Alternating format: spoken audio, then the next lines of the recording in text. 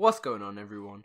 Welcome to another video, and the first one about Dr. Phil. So today we're going to be rolling the bald head and seeing what video we get. You guessed right, this woman marries her dead best friend's husband. I first met my husband Glenn. Yo, wait, hold up, they have a baby, and you're only now just realizing there's a problem. Also, you're this old and you've just had a baby, or is this just a random person's baby? So many questions, and we're only 1 second into the video. Because I was friends with his first wife who passed away. After the memorial service, Glenn tried to kiss me. After the memorial service. So this man's wife dies, and literally after the memorial service, he tries to kiss her. I mean, he clearly didn't like his wife very much if he's trying to get with her best friend as soon as she dies. He told me he had feelings for me. Penny and I found a letter from my first wife. The letter said, "Penny, if you're reading this, I know that this is what Glenn wanted, and you're now with each other." Why would she write a random note on a piece of paper that she knew he wanted her best friend all along, and then not divorce him? Okay then. Also, this title says, tries to kiss, but clearly it worked because she was all there on her old woman head. We got married 3 months later. I was ecstatic. I didn't think it was too fast because I love Penny, always have and always will. An intense feeling of deep affection. I think this man has the word love mixed up.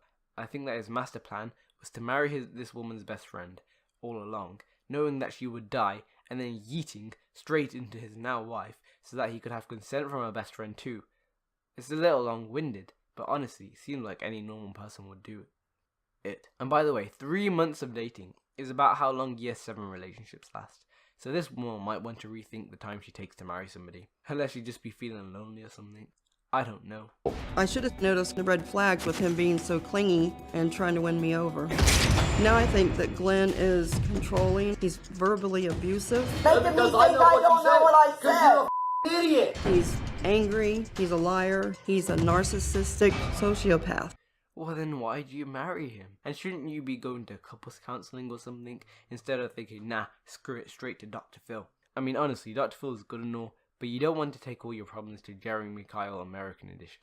And also, this woman clearly hasn't been keeping up to date on her Shane Dawson documentaries, because a sociopath is somebody that has no emotion. But by the looks of things, this guy has a lot of it. Or maybe it's just lust. Wait, can sociopaths feel lust? Well, I'm going to have to blur that out by the looks of it. Yes, they can. Highly functioning sociopath with psychopathic tendencies. Well, I'm never visiting this website again. Penny is downright cold-hearted and hateful. Her attitude towards me is horrible. Well, a few months ago, my best friend Paula revealed a shocking secret to me. Glenn called her and told her that I was dying and said, once I die, will she marry him? Glenn was lining up a new wife in case Penny died, and that wife was me. Well, this is a new discovery that adds a lot to my theory. What I'm thinking is, she liked this woman, his wife, before she married the last one. He then murdered the last one, since he's a sociopath, and called in some favourites at the hospital to make his last wife to think that she was also dying. Then he killed her, married her best friend, and got bored of her best friend. So then he decided to move on to the next friend, where he will continue the cycle. He can make up the consent from the deceased wife, and everything falls into place inside the mind of a sociopath.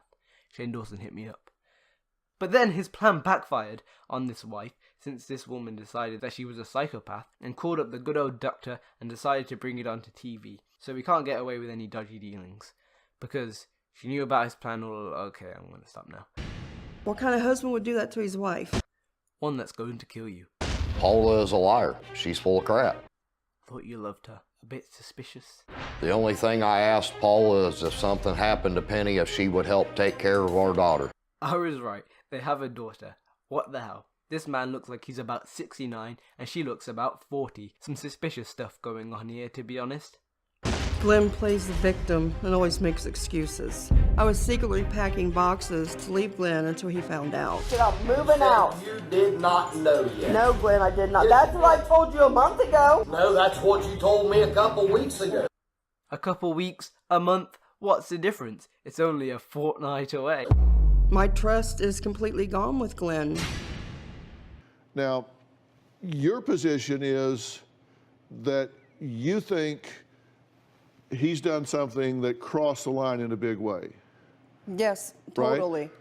So some nail-file, or should I say nail Phil, comes up to you at his wife's memorial service and tries to kiss you, and you think that's too far. But then 3 months later, you marry him and have a kid who's a few years old now, by the way, and that's acceptable.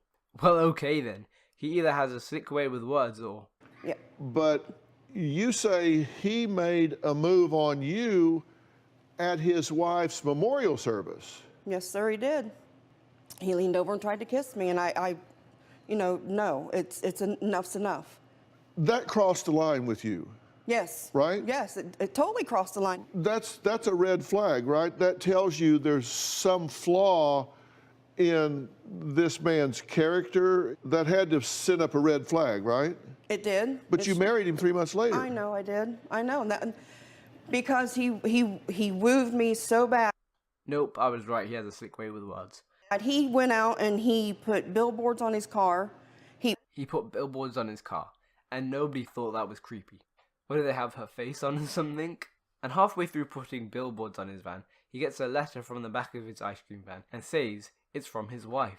Thank you, Kanye. Very cool. We went to, I kept telling him, just stay friends, we can build from there. Because I've known him for years. Right. We were friends. Right.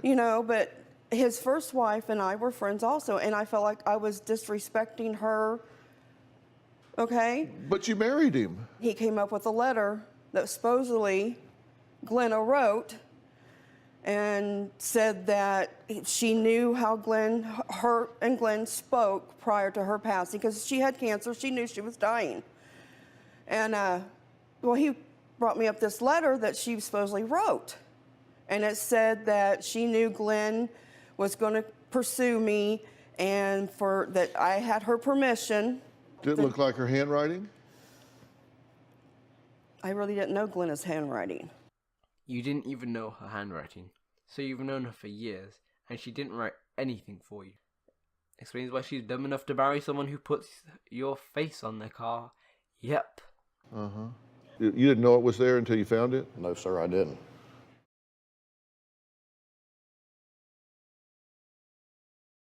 What? You can't just leave us on a cliffhanger, Mr. Phil.